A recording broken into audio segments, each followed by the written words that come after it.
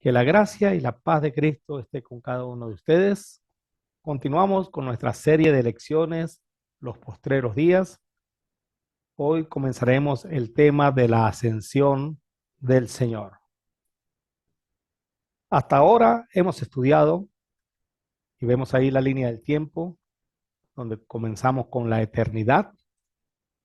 Hemos estudiado en 2 lecciones los postreros días, la lección introductoria y otra lección que llamamos en el principio.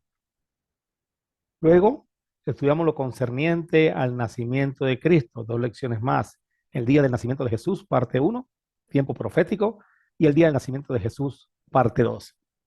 Estas lecciones las basamos en el texto que está en Gálatas capítulo 4, versículo 4. Y en nuestra línea del tiempo, este va a ser nuestro número 1. Luego estudiamos acerca del ministerio de Cristo, 2 lecciones más. Estudiamos las 70 semanas de Daniel, el ministerio de Cristo profetizado. Y luego estudiamos el ministerio de Cristo terrenal. Seguimos avanzando y estudiamos la muerte de Cristo. Eso lo hicimos en varias lecciones. Muerte de cruz, la última cena, la traición de Judas, el arresto y el juicio religioso de Jesús, el juicio político, el camino al Calvario y palabras desde la cruz parte 1, palabras desde la cruz parte 2. Luego estudiamos una lección acerca de la sepultura del Señor Jesús y la llamamos el día de su sepultura. Luego hicimos varias lecciones sobre la resurrección de Cristo. La primera la llamamos la tumba vacía, la segunda y la tercera, apariciones posteriores parte 1 y apariciones posteriores parte 2. Luego hablamos de una lección llamada porque no nos ha dado Dios espíritu de cobardía. Y a esta la vamos a enumerar con el número 2. Esto es lo que en la Biblia conocemos como el Evangelio, la muerte, sepultura y resurrección de Cristo. 1 Corintios capítulo 15, versículos 3 al 4. Y hoy vamos a estudiar la lección número 20 en nuestra serie de estudios correspondiente a la ascensión del Señor. Isaías, al final del capítulo 52, escribió: miren, mi siervo tendrá éxito, se le dará el más alto honor. Así como muchos se horrorizaron con él, pues su semblante estaba tan desfigurado y su forma apenas era la de un ser humano, así también él asombrará a muchas naciones. Reyes se quedarán sin palabras por causa de él, porque verán lo que no se les había dicho y entenderán lo que no escucharon. Isaías 52, 13 al 15. Aquí Isaías profetiza la humillación del Señor Jesús y su exaltación hasta lo sumo, tal y como Pablo lo describe. Y estando en la condición de hombre, se humilló a sí mismo, haciéndose obediente hasta la muerte y muerte de cruz, por lo cual Dios también le exaltó hasta lo sumo y le dio un nombre que es sobre todo nombre. Filipenses 2, 8 al 9. En el capítulo 53, Isaías describe el sufrimiento que iba a padecer Jesús en la cruz del Calvario. Pero al final de ese capítulo escribió: pero el Señor se agradó de su humilde siervo, quien tanto sufrió. Después de ser ofrecido como sacrificio por el pecado, él verá a sus descendientes, alargará su existencia y la voluntad del Señor prosperará a través de él. Después de ese terrible sufrimiento, él verá la luz. Se sentirá satisfecho con todo lo que experimentó. Mi siervo, que siempre hace lo justo, salvará a muchos y cargará con el castigo que merecían las maldades de ellos. Por lo tanto, yo haré que esté al lado de los grandes y que comparta el botín con los poderosos, porque él se entregó voluntariamente a la muerte, fue tratado como un criminal, pero en realidad él cargó sobre sí el castigo que muchos merecían. Ahora él está ante mí intercediendo por los pecadores. Isaías 53, 10 al 12. Ahora él está ante mí intercediendo por los pecadores, nos lleva a la ascensión de Cristo, ante la presencia de Dios. También el profeta Daniel escribió: miraba yo en la visión de la noche, y he aquí con las nubes del cielo venía como un hijo de hombre, que vino hasta el anciano de días y le hicieron acercarse delante de él. Y le fue dado dominio, gloria y reino, para que todos los pueblos, naciones y lenguas le sirvieran. Su dominio es dominio eterno que nunca pasará, y su reino uno que no será destruido. Daniel 7, 13 al 14. Aquí el profeta Daniel nos habla también de la ascensión de Cristo y cómo se acercó hasta el anciano de días y le fue dado dominio, gloria y reino. Todo esto lo vamos a explicar en el transcurso de estas lecciones. El apóstol Juan también escribió: y ella dio a luz un hijo varón que regirá con vara de hierro a todas las naciones. Y su hijo fue arrebatado para Dios y para su trono. Una vez más, hace alusión a la ascensión del Señor. El Señor había muerto, sido sepultado y resucitado. Lucas nos dice que estuvo 40 días con los apóstoles. En el primer tratado, Teófilo, hablé acerca de todas las cosas que Jesús comenzó a hacer y a enseñar, hasta el día en que fue recibido arriba, después de haber dado mandamientos por el Espíritu Santo a los apóstoles que había escogido, a quienes también después de haber padecido se presentó vivo con muchas pruebas indubitables, apareciéndosele durante 40 días y hablándoles acerca del reino de Dios. Hechos capítulo 1, versículos 2 al 3. También Lucas escribió: he aquí yo enviaré la promesa de mi Padre sobre vosotros, pero quedaos vosotros en la ciudad de Jerusalén hasta que seáis investidos de poder desde lo alto. Y lo sacó fuera hasta Betania y alzando sus manos lo bendijo. Y aconteció que bendiciéndolo se separó de ellos y fue llevado arriba al cielo. Ellos, después de haberle adorado, volvieron a Jerusalén con gran gozo y estaban siempre en el templo alabando y bendiciendo a Dios. Amén. Lucas 24, 49 al 53. En las gráficas podemos apreciar en la primera todo lo que era la ciudad de Jerusalén, el sitio donde estaba el templo y el monte de los olivos. Y en la segunda, girando un poco el plano, podemos encontrar el monte de los olivos y el sitio donde Jesús ascendió, Betania, muy cerca de Jerusalén. Pero recibiréis poder cuando haya venido sobre vosotros el Espíritu Santo, y me seréis testigos en Jerusalén, en toda Judea, en Samaria y hasta lo último de la tierra. Y habiendo dicho estas cosas, viéndolo ellos, fue alzado, y le recibió una nube que le ocultó de sus ojos. Y estando ellos con los ojos puestos en el cielo, entre tanto que él se iba, he aquí se pusieron junto a ellos dos varones con vestiduras blancas, los cuales también les dijeron: varones Galileos, ¿por qué estáis mirando al cielo? Este mismo Jesús que ha sido tomado de vosotros al cielo, así vendrá como le habéis visto ir al cielo. Hechos capítulo 1, versículos 8 al 11. Con la ascensión del Señor Jesús, se da por culminado su ministerio terrenal. 10 días después de su ascensión, envió al Espíritu Santo, dando comienzo a su ministerio. Con la entrada triunfal de Cristo al cielo, descrita en Apocalipsis capítulo 5 y Apocalipsis capítulo 12, pasajes que estudiaremos detenidamente, sucedieron al menos 7 eventos que involucran al mismo cielo y la tierra. En esta parte de la serie, los postreros días, estudiaremos cada uno de estos eventos, por lo que se nos vienen una gran cantidad de lecciones muy interesantes que les invito a que estudiemos juntos. Y habiendo dicho estas cosas, viéndolo ellos, fue alzado y le recibió una nube que le ocultó de sus ojos. Hechos 1:9. Presten mucha atención a la siguiente gráfica. Con la ascensión de Cristo al cielo, se van a presentar 7 eventos. 4 eventos en el cielo, los cuales son: Jesús se sienta en el trono. Segundo evento, el diablo es expulsado. Hay reconciliación en el cielo. El tercer evento, el Espíritu Santo es enviado. El cuarto evento, Jesús abre el libro donde se le da a conocer el plan de Dios. Y la ascensión del Señor Jesús va a traer en la tierra 3 eventos: la llegada del Espíritu Santo a la tierra, la reconciliación en la tierra y el establecimiento de la iglesia, y la guerra espiritual. En el transcurso de nuestras lecciones iremos estudiando sobre cada uno de estos eventos. El apóstol Juan, en revelación dada por el mismo Señor Jesús, nos muestra la parte inicial y final del ministerio del Señor Jesús en la tierra.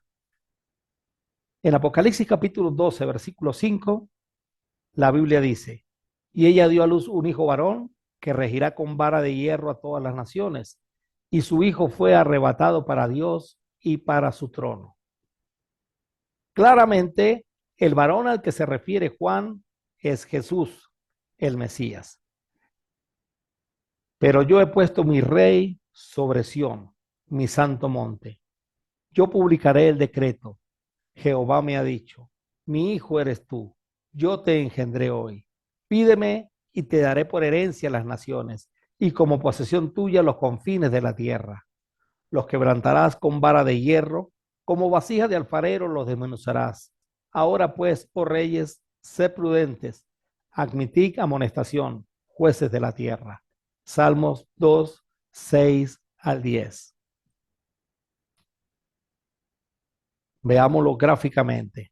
Y ella dio a luz un hijo varón que regirá con vara de hierro a todas las naciones, y su hijo fue arrebatado para Dios y para su trono. La línea del tiempo, tenemos el nacimiento. Juan dice, y ella dio a luz un hijo varón. Tenemos el ministerio de Jesús y luego tenemos la ascensión. Y su hijo fue arrebatado para Dios y para su trono. Y ella dio a luz un hijo varón. ¿Quién es ella? ¿A quién representa la mujer de Apocalipsis capítulo 12?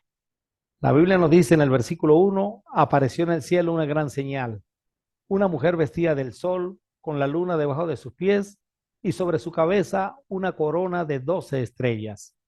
Apocalipsis 12:1. La mujer es una señal que apareció en el cielo. Algunos dicen que esta mujer representa a María. Otros dicen que representa a la iglesia. Y otros alegan que representa al pueblo de Dios, bien sea el Israel físico y luego al Israel espiritual, la iglesia. Sea quien represente a la mujer, esta interpretación debe ser válida para todo lo que se diga de ella en Apocalipsis capítulo 12. Estudiemos estas tres interpretaciones. La mujer de Apocalipsis 12, María.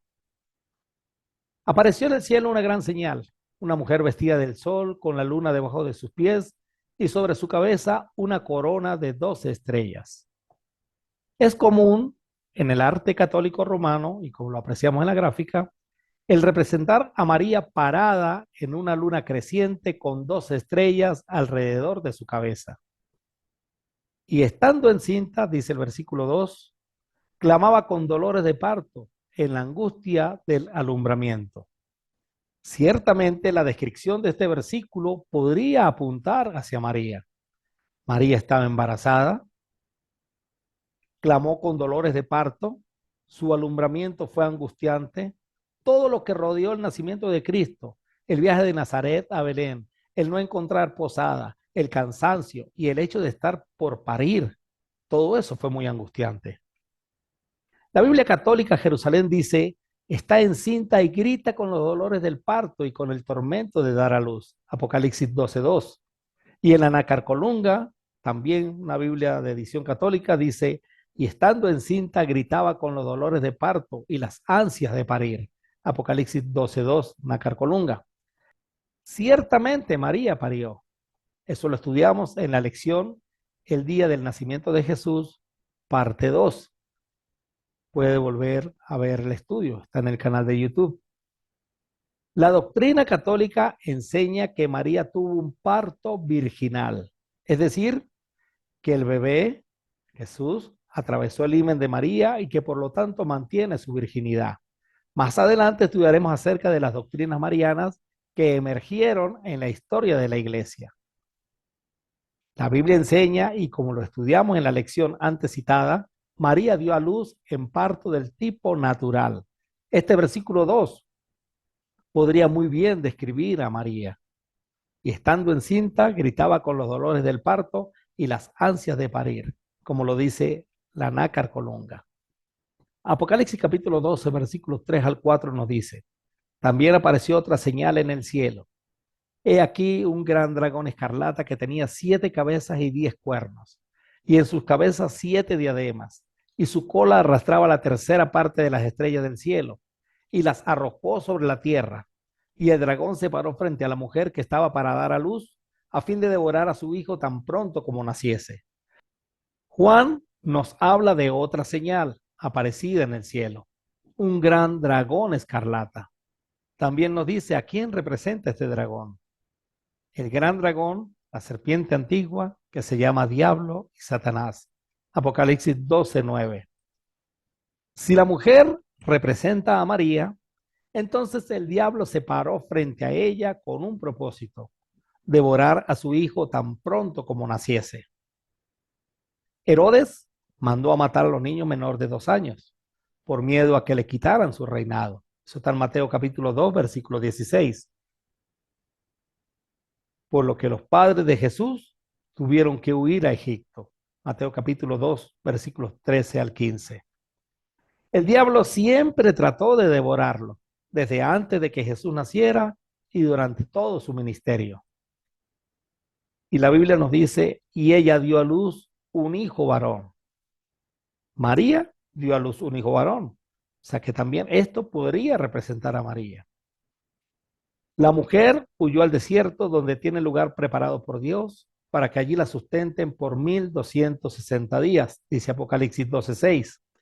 Si el desierto representa a Egipto, que es posible, los padres de Jesús ciertamente fueron cuidados por un tiempo y avisados cuando el peligro hubo pasado.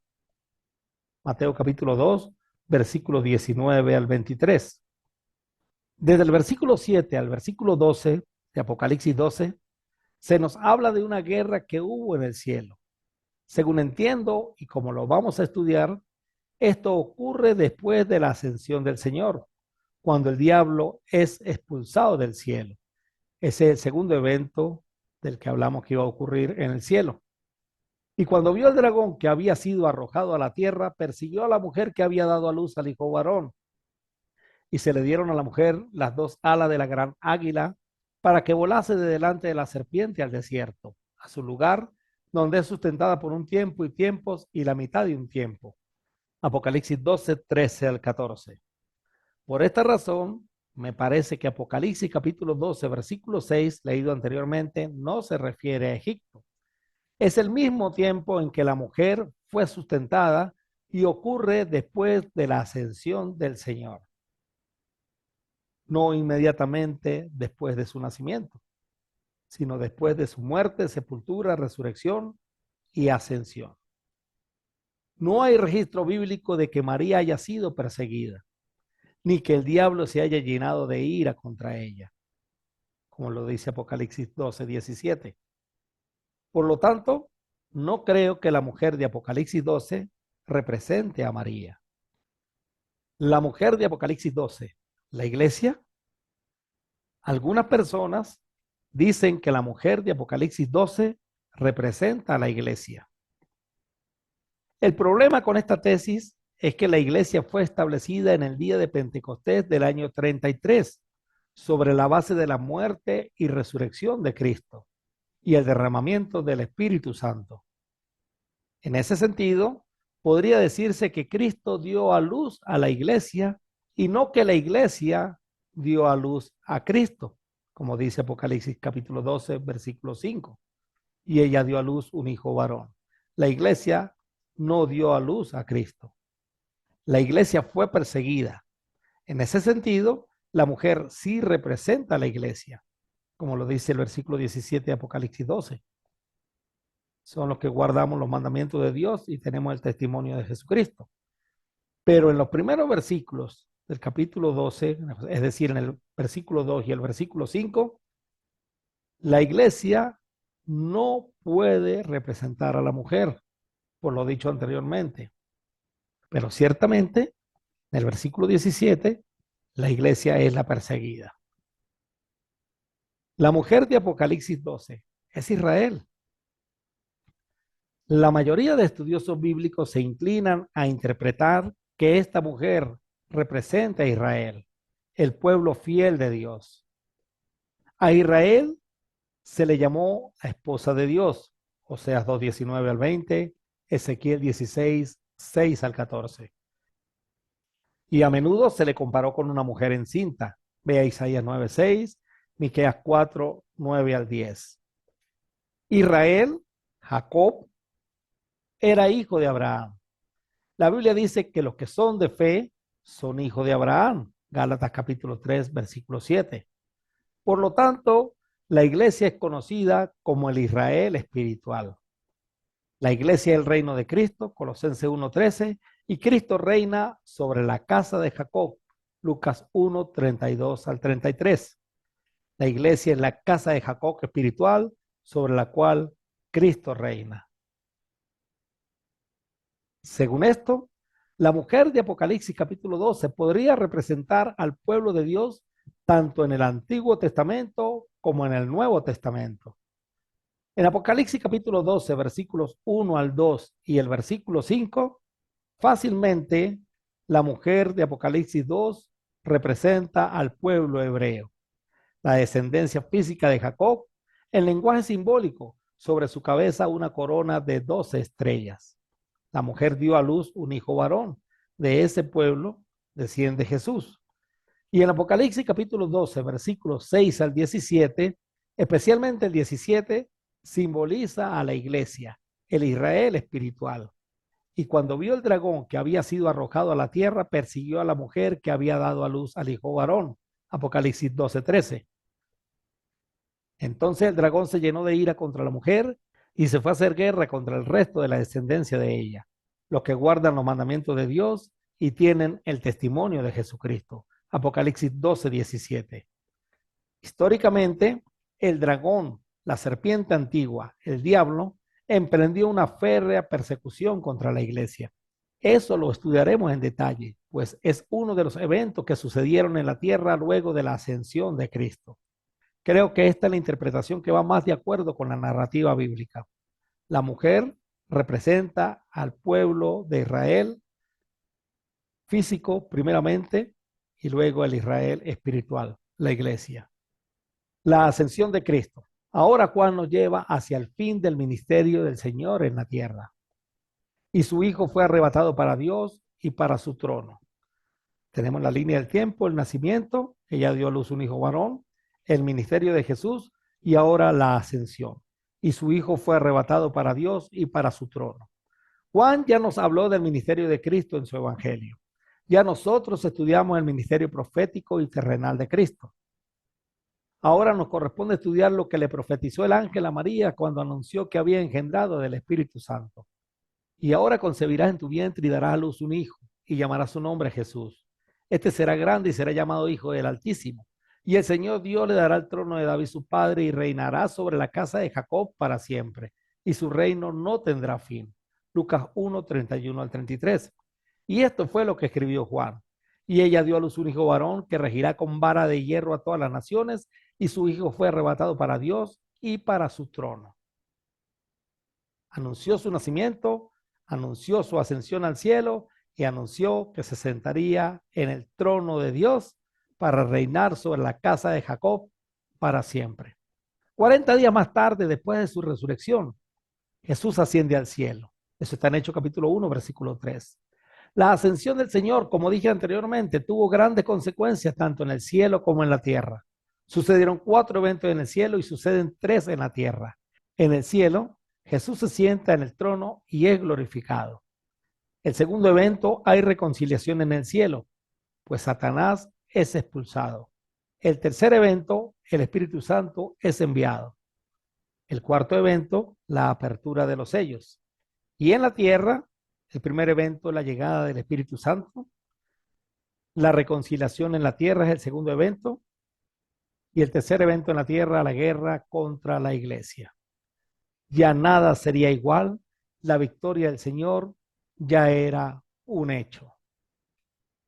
Antes de ascender, estando en Galilea, les dijo a sus discípulos: toda potestad me es dada en el cielo y en la tierra. Mateo 28, 18. Y eso se haría realidad cuando se sentara en el trono de Dios. Primer evento. El segundo evento, la reconciliación en el cielo. Jesús entrando al cielo, sentándose en su trono y acabando con algo que estaba sucediendo desde la antigüedad, tanto en la era patriarcal como en la era judaica. El diablo acostumbraba ir al cielo a acusar a los hijos de Dios. Jesús es ascendiendo al cielo y expulsando al diablo del mismo. Esto ya había sido anunciado. Cristo dice, yo veía a Satanás caer del cielo como un rayo. Lucas 10:18. La llegada del diablo a la tierra, porque es expulsado del cielo a la tierra, hay de los moradores de la tierra, dice el Apocalipsis. La llegada del diablo a la tierra produce lo que he llamado el tercer evento en ella, la guerra contra la iglesia. Y el tercer evento en el cielo, el envío del Espíritu Santo, repercute en el evento número 1 en la tierra, que es la llegada del Espíritu Santo, y en el evento 2, la reconciliación en la tierra. El cuarto evento en el cielo, la apertura de los sellos, nos señala la estrategia de Dios en la guerra espiritual, que es el tercer evento en la tierra, y su victoria sobre la hueste de maldad, pasado, presente y futuro de la iglesia del Señor. Esto es simple una abreboca de lo que vamos a estudiar en las próximas lecciones. 7 eventos que se suscitaron de la ascensión de Cristo al cielo. Sé que suena un poco confuso, pero a medida que avancemos, lo iremos entendiendo de una mejor manera. Jesús entra al cielo, expulsa al diablo, el diablo llega a la tierra, hay guerra contra la iglesia. Jesús asciende al cielo, envía el Espíritu Santo como lo había anunciado, el Espíritu Santo llega a la tierra, se establece la iglesia, hay reconciliación de los seres humanos con Dios por medio de la predicación del Evangelio. Eso no le gusta al diablo y hace guerra contra la iglesia. Y el cuarto evento en el cielo, pues la apertura de los sellos es la estrategia de Dios para esa guerra espiritual. Pero antes de continuar, quiero que comprendamos algunas figuras literarias que usa Juan al escribir el Apocalipsis y nos van a ayudar a entenderlo de una mejor manera. La apocalíptica es un género literario que se caracteriza por el uso de imágenes y metáforas para describir acontecimientos futuros, a menudo de naturaleza catastrófica. Los textos apocalípticos se encuentran en una variedad de culturas y religiones. En la Biblia, el lenguaje apocalíptico se usa en libros como Daniel, Ezequiel y Apocalipsis. En la literatura, el lenguaje apocalíptico se utiliza en obras como La Divina Comedia de Dante Alighieri y el libro de George Orwell, 1984. Y en la cultura popular, el lenguaje apocalíptico se utiliza en películas como Mad Max y The Matrix. El lenguaje apocalíptico es una herramienta poderosa que puede utilizarse para inspirar a los escritores para crear obras que sean tanto impactantes como reflexivas. El libro de Apocalipsis no es un libro cronológico. Juan utiliza el lenguaje apocalíptico para describir una serie de acontecimientos, algunos de los cuales ocurrieron en su pasado, otros ocurren en su presente y otros ocurrirán en el futuro. En sus páginas, Juan va a hacer uso de algunas figuras literarias, tales como la analexis, la elixis y la prolexis, para sumergirnos en sus páginas. Por lo tanto, los 22 capítulos de este libro no son continuos. Es decir, no necesariamente el capítulo 12 es continuación del capítulo 11. Por ejemplo, el capítulo 17 nos da más detalles de una de las bestias que nos describe el capítulo 13. Hablemos un poco de cada una de estas figuras literarias para que podamos entenderlo mejor. También son muy usadas en el lenguaje cinematográfico. La analexis es un salto en el tiempo hacia atrás. En el libro de Apocalipsis, Juan utiliza la analexis para proporcionar contexto para sus visiones. Por ejemplo, en Apocalipsis 12, Juan ve una visión de una mujer que da a luz a un hijo varón. Aquí hace uso de la analexis. La utilizó para mostrar que esta visión es una profecía del nacimiento de Jesús. Nos condujo a un tiempo de su pasado, algo que había ocurrido unos 90 años atrás. Esta es una técnica narrativa que se utiliza en el cine para mostrar un acontecimiento del pasado. Esta técnica puede utilizarse para recordar un acontecimiento importante, para explicar el presente de la escena o para crear suspense. Entonces, imagínense por un momento Juan escribiendo y está en la mitad del libro de Apocalipsis, en Apocalipsis capítulo 12, y en el versículo 5 escribe lo que está viendo. Su mente, sus imágenes se van hacia el pasado, 90 años atrás, el nacimiento de Jesús. Eso es una analexis, como cuando usted está viendo una película y el hombre o el actor o el protagonista recuerda un tiempo del pasado. Entonces la escena se va hacia el pasado para traernos el contexto del presente de ese momento. También es usado para crear un suspenso. La otra figura literaria es la elipsis. Es un salto en el tiempo o en el espacio. En el libro del Apocalipsis, Juan utiliza la elipsis para acelerar la acción o para crear un efecto de misterio. En el cine, la elipsis se utiliza a menudo para acelerar la trama o para sugerir una idea o un sentimiento. Por ejemplo, una película puede mostrar a un personaje que se levanta de la cama y se viste, sin mostrar el proceso intermedio. En este caso, se utiliza para hacer un salto en el tiempo. La elipsis también se utiliza para crear un efecto de suspense, ya que el lector no sabe lo que ocurrirá a continuación. Por ejemplo, en Apocalipsis 5 y 6, Juan ve un rollo con 7 sellos. Al principio llora porque no hay quien pueda desatar los sellos. Crea un suspenso, hasta que aparece el Cordero Inmolado, quien lo recibe de la mano del que estaba sentado en el trono. Los sellos son abiertos, vuelve a crear suspenso y a su vez comienza a detallar lo que significa cada sello. Y la otra figura literaria es la prolexis. Es un salto en el tiempo hacia adelante. En el libro de Apocalipsis, Juan utiliza la prolexis para crear suspense o para sugerir un desenlace que dará esperanza. Por ejemplo, en Apocalipsis capítulo 21, Juan ve una visión de la nueva Jerusalén, algo que ocurrirá en el futuro. Será la morada para todos aquellos que logren vencer la tribulación por la que estaban pasando. La prolexis se utiliza para crear un efecto de esperanza, ya que el lector sabe que, a pesar de las pruebas y tribulaciones del presente, el futuro pertenece a Dios. Otro ejemplo son los juicios que se ejecutarán primeramente en el futuro de los receptores iniciales, el juicio a Roma, y también describe el juicio final, una prolexis para los lectores de todas las épocas. Conociendo y entendiendo el uso de cada una de estas figuras literarias, será mucho más llevadero el estudio del libro de Apocalipsis, que utilizaremos mucho de ahora en adelante. Entonces recuerde, la analexis nos lleva al pasado para explicarnos un presente. La elipsis es un salto en el tiempo presente o puede crear expectativa. Y la prolexis es un salto al futuro que nos lleva esperanza. El texto que estudiamos en esta lección y que apreciamos en la gráfica es un ejemplo del uso que da Juan a estas figuras literarias. En su presente, en el año 96, cuando escribe el libro de Apocalipsis, nos llevó al año del nacimiento de Jesús. Eso es analexis.